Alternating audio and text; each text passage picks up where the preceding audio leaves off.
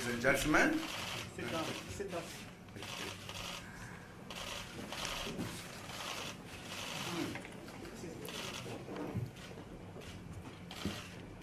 Why do you look serious? You can't even say good evening. Huh? What's happening? Huh? You are tired. Why? We are working, aren't we?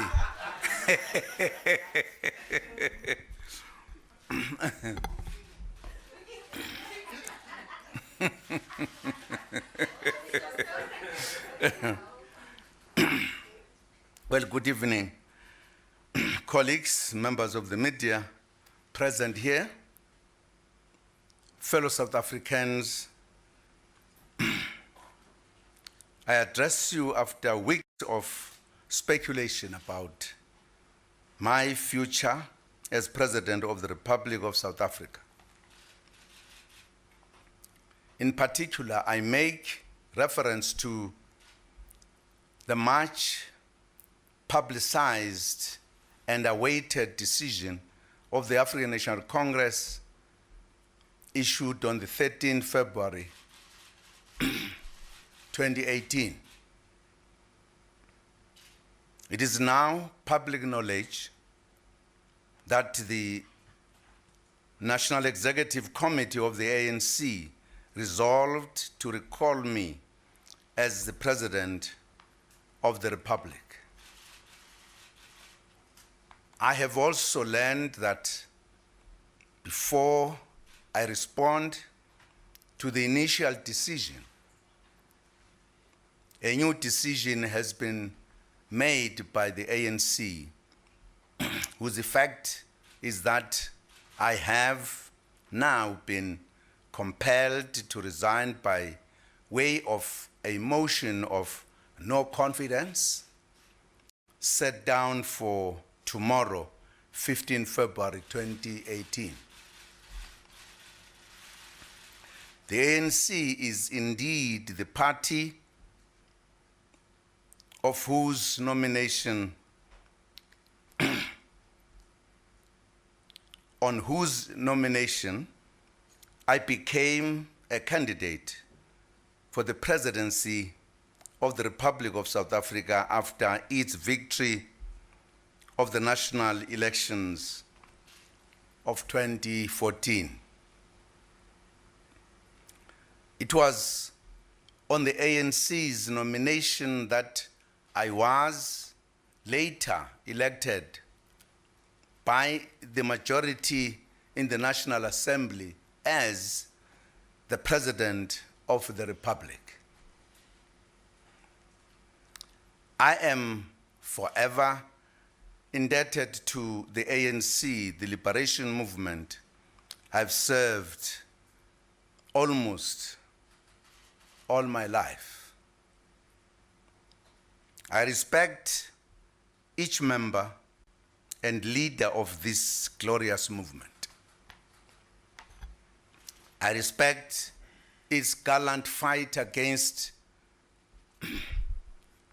centuries of white minority brutality, whose relics remain today and continue to be entrenched in all manner of sophisticated ways in order to ensure the continued survival of white privilege.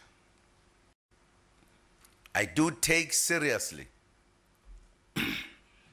and am grateful to the ANC that in the face of its revolutionary mission to ensure a better life for all and the creation of a non-racial, non-sexist and democratic South Africa, it deployed me at the pinnacle of its role in government. I was also elected in terms of Section 86 of the Constitution, and from that moment pledged my loyalty to the Constitution of the Republic of South Africa. It has indeed been a great learning experience, a mammoth task, the performance of which can never be done without difficulty and learning on the way. None of us, no matter how perfect, can claim that the building of a new society and the marshalling of a former liberation movement into a modern political party all happen in a straight line. It has detours, human error, and boulders strewn along the path. Because the struggle and politics are human activities, their pursuit is not without the taints of human nature. All my life, I have served and will continue to serve the ANC in its pursuit of the objectives of the National Democratic Revolution. I have served in my capacity as President of the Republic of South Africa within the prism of our much acclaimed Constitution, whose foundational values are fully subscribed to. I understand fully that while I serve at the pleasure of my party, the ANC, the door through which I officially came to serve the people of South Africa is the National Assembly, without which no political party can impose its candidate on the electorate, no matter how popular. This constitutional line between party and state is often forgotten in the usual business of party political contestations. As we fight our own battles in the corridors of political power and sometimes serving the very interests of the oppressors of yesterday, who joyfully celebrate as we lynch one another, we often forget the citizens on whose behalf we create a better life. We tend to place the political party above the supreme law of the country, which is the rule book of the country's political engagement. I do not make this reference because I am above reproach, nor do I wish to proclaim that in understanding my political responsibilities, I have been the epitome of perfection. If truth be told, none of us are. However, I respect the prescripts of the Constitution and its consequences, how we enter, stay in, and exit political office and government. There has been much speculation about how the President of the Republic should exit his or her office. In my case, some have even dared to suggest that one's PACs and post-service benefits should determine how one chooses to vacate political office. Often these concerns about PACs and benefits are raised by the very same people seeking to speak as paragons of virtue and all things constitutionally.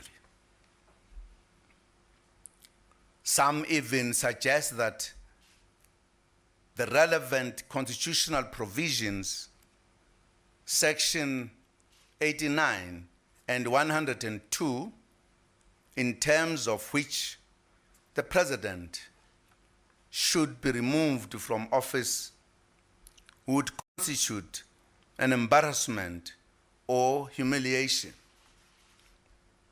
For that reason, various suggestions are made to help leaders avoid this constitutional route of vacating political office without PACs. If we avail ourselves to serve in terms of the Constitution, we should be prepared if indeed be and if those we serve deem it appropriate to suffer the hardship that comes with our constitutional obligations. Whether we lose our post-political office benefits should not determine how we act in the time of our departure. Nor did I agree to serve because there are no better cadres in the ANC and the country. Most importantly, I did not agree to serve in order to exit with PACs and benefits of the office of the President. It is my party that placed me before the representatives of the people in the National Assembly to be elected. It is my party that availed me to serve on the basis of the Constitution as the supreme law of the land. Make no mistake, no leader should stay beyond the time determined by the people they serve. Most importantly, no leader should seek an easy way out simply because they could not face life at the end of their term without the perks that come with their political office. I do not fear exiting political office. However, I have only asked my party to articulate my transgressions, and the reason for its immediate instruction that I vacate office. This was important in view of the discussions I held with the President of the ANC and the Secretary General of the party that were aimed at uniting our organization, the ANC. It is indeed true that there was an agreement that even if the need arises that I should vacate the office before the end of term, there is a need to have a period of transition during which I would delegate some of the functions to the Deputy President of the Republic. Of course, I must accept that if my party and my compatriots wish that I be removed from office, they must exercise that right and do so in the manner prescribed by the Constitution. I fear no motion of no confidence or impeachment, for they are the lawful mechanisms for the people of this beautiful country to remove their president. I've served the people of South Africa to the best of my ability. I am forever grateful that they trusted me with their highest office in the land.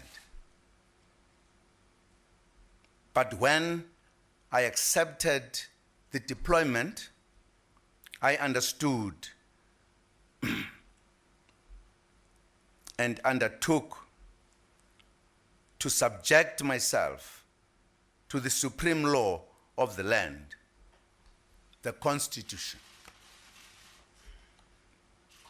Ngithanda ukusho ukuthi kwizinkalo ngezinkalo lapho abantu bakithi bekhona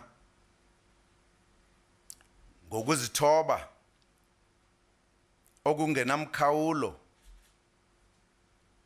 kusemqoka ukunazisa ukuthi angidaze nkani okweselesele. Kunjalo nje angexwaye kwehla esikhundleni sobumongameli waleli lengabade. Angingenanga emzabalazweni ngoba ngigaqele izikhundla. Yinye nje into engicelayo kini sizwe sakithi ukuthi nokho angiphume ngomgudu womthetho sisekelo okuyiwona engabe kwangawo.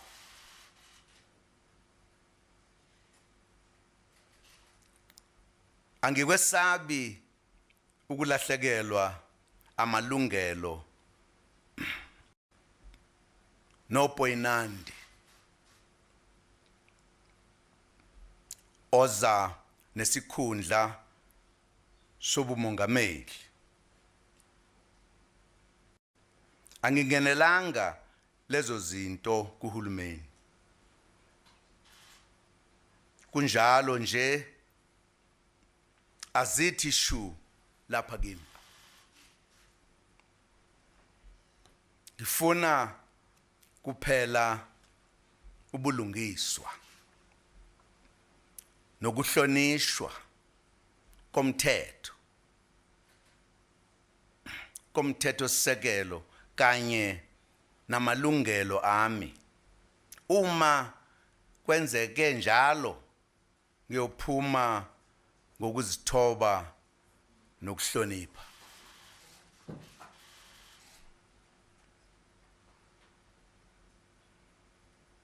Ngiyakholelwa ukuthi ngiwenzile owami umsebenzi enaningibekele wona. Uma kukhona la ngingenzanga kahle khona, bakwethu akukho soka lingenasici. I also thank the citizens of South Africa for the privilege of serving as the President of the Republic since 2009. It has been an honor that I will cherish as long as I live. I wish to thank members of cabinet, deputy ministers, and the whole of government, national, provincial, and local, for the positive spirit and cooperative manner in which we all worked. I also thank the other arms of state for the work we have accomplished. I thank all political parties who are in Parliament for their contributions in making our democracy strong. I thank all stakeholders, business, labor, religious leaders, traditional leaders, youth, women's groups, the education sector, and all others we have worked with over the years, united by the goal of moving South Africa forward. I thank the international community for the cooperation in the work we have been doing together.